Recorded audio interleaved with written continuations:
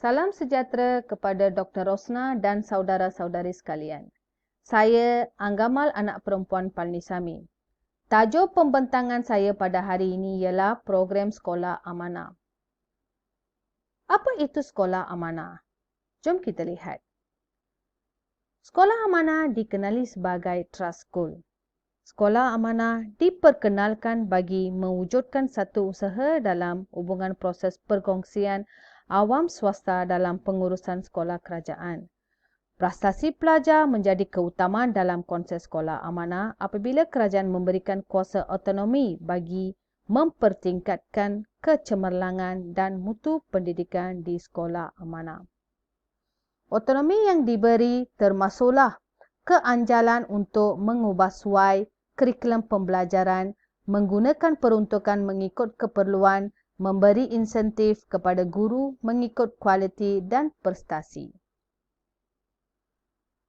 Bagi mengalas tanggungjawab ini, Khazanah Nasional Berhad telah menubuhkan Yayasan Amir bagi mengurus dan melaksanakan program sekolah amanah ini pada tahun 2010.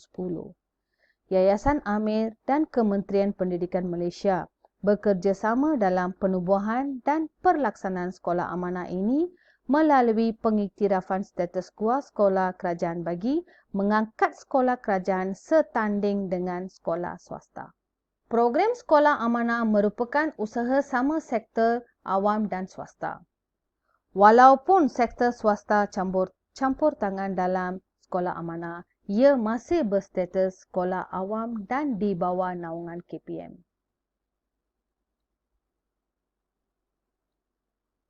Di Malaysia terdapat 83 buah sekolah amanah setakat ini. Pada tahun 2011, sekolah amanah bermula beroperasi di Malaysia dengan 10 buah sekolah. Kerajaan memilih 10 buah sekolah sebagai kohort pertama pada tahun 2011. Sekolah-sekolah tersebut terdiri daripada sekolah rendah dan sekolah menengah. Kerajaan bermula projek ini di negeri Johor dan Sarawak. Di negeri Johor, kerajaan memilih 5 buah sekolah iaitu SK Bandar Huda 2, SK Kampung Layau, SCKT Ganggar Pulai, SMK Gelang Patah, SMK Semenju. Sarawak pula, SK Tabuan, SK Combine, SK Kampung Embelia, Sekolah Menengah Sains Kuching, SMK Sri Setia. Dalam 2 tahun, sekolah-sekolah tersebut dapat membuah hasil yang begitu baik. Dengan sokongan ini, kerajaan meneruskan program sekolah amanah di Kuala Lumpur dengan bertambah 3 buah sekolah iaitu Sekolah Desa Pandan, Sekolah Konvert Jalan Pil, Sekolah Sultan Isyamuddin Alam Shah. Beginilah perkembangan sekolah amanah di Malaysia. Setakat ini, sekolah amanah beroperasi di 10 buah negeri iaitu Johor, Sarawak, Kuala Lumpur, Negeri Sembilan, Sabah, Perak, Selangor, Pahang, Terengganu dan Kelantan. Setakat 2019, di Malaysia terdapat 83 buah sekolah amanah. Ini merupakan satu pencapaian yang baik. Seterusnya kita melihat matlamat. Matlamat program sekolah amanah. Matlamat pertama adalah melonjakkan prestasi sekolah. Keduanya, meningkatkan keberkesanan pengurusan sekolah. Ketiga, menambah baik proses penyampaian pengajaran. Keempat pula, menghasilkan lebih ramai guru cemerlang yang serba boleh. Akhir sekali, meningkatkan pembangunan modal insan.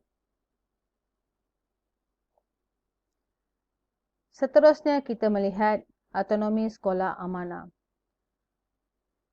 Pertama, kurikulum. Dalam kurikulum, memberi kebebasan memilih subjek elektif. Selain daripada peperiksaan kebangsaan, boleh menyediakan penilaian tambahan peringkat kebangsaan ataupun antarabangsa jika perlu. kebebasan menetapkan jadual sekolah termasuk jumlah masa bagi setiap subjek kecuali bahasa Malaysia. Boleh menambah masa atau hari persekolahan jika perlu. Kewangan pula, kebebasan menggunakan dana dari kerajaan dan juga sumbangan lain. Sumbangan lain seperti awam atau swasta, mengikut keperluan sekolah. Audit berjalan seperti biasa sahaja. Seterusnya, kontrak perkhidmatan. Contohnya, kebersihan kontrak kebersihan, kantin keselamatan. Yang ini semua boleh dihuruskan oleh sekolah dengan panduan jelas daripada bahagian kewangan KPM. Akhir sekali, sumber manusia. Sekiranya guru ataupun staf yang dibekalkan oleh KPM tidak mencukupi mengikut waran, sekolah boleh melantik guru atau staf dari luar untuk akademik ataupun pentadbiran. Ini adalah autonomi sekolah amanah. Jom kita lihat strategi pelaksanaan. Menyediakan standard prosedur pengoperasian terdiri bagi semua sekolah amanah. Keduanya, mencapai prestasi yang telah ditetapkan dalam tempoh 5 tahun. Mewujudkan proses pemilihan dan pengawalan untuk bakal menaja bagi memastikan kesesuaian atau keselarasan dengan transformasi pendidikan, komitmen kewangan jangka masa panjang, kredibiliti dan rekod di dalam meningkatkan pencapaian murid. Keempat pula, mewujudkan proses penyesuaian setara antara pihak penaja dengan sekolah termasuk persetujuan sepenuhnya daripada pemimpin sekolah, guru, murid dan komuniti sebagai prasyarat program. Menyediakan satu instrumen penambahan untuk sekolah amanah yang menetapkan kriteria prestasi utama bagi sekolah tersebut. Menyediakan calon dalam kalangan sektor swasta bagi mengisi jawatan guru dan kaki tangan bukan guru di sekolah amanah sekiranya perlu. Pengetua juga boleh mencadangkan KPM untuk menukarkan guru atau kaki tangan bukan guru yang berprestasi rendah selepas tamat 2 pusingan pengoperasian. Menyediakan pakar rundingan luar membantu membangunkan dan memajukan kurikulum dan kokurikulum sekolah amanah. Saudara dan saudari, jom kita melihat perbezaan antara SPT, kluster dan sekolah amanah. SPT akan mengenal pasti dan memupuk budaya cemerlang dan kompetitif pada peringkat antarabangsa. Kluster pula mengenal pasti dan mewujudkan pusat kecemerlangan dengan kepintaran tertentu, manakala sekolah amanah mengalahkan penglibatan sektor swasta dalam pembangunan kecemerlangan pelajar di sekolah kerajaan. Keduanya, sekolah berprestasi tinggi iaitu SPT, keberhasilannya pencapaian setanding dengan peringkat antarabangsa. Kluster pula membimbing sekolah dalam pembangunan kepintaran. Sekolah amanah pengurusan oleh pihak swasta bagi melonjakkan kecemerlangannya. Bagaimana mereka memilih yang itu SPT, kluster dan sekolah amanah? Jom kita lihat kriteria pemilihannya. Untuk SPT, pencapaian mutlak dan holistik.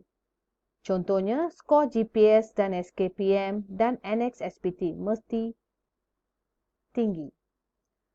Manakala sekolah kluster, pencapaiannya mutlak. Contohnya, SKPM mesti lebih daripada 80%. Sekolah amanah pula memilih sekolah pada tahap pencapaian yang berbagai. Ini dimaksudkan, sekolah amanah dipilih daripada sekolah kerajaan dan sekolah bantuan kerajaan sedia ada di seluruh negara yang merangkumi sekolah rendah dan menengah mengikut lokasi bandar, pinggir bandar dan luar bandar yang berprestasi rendah, sederhana dan cemerlang.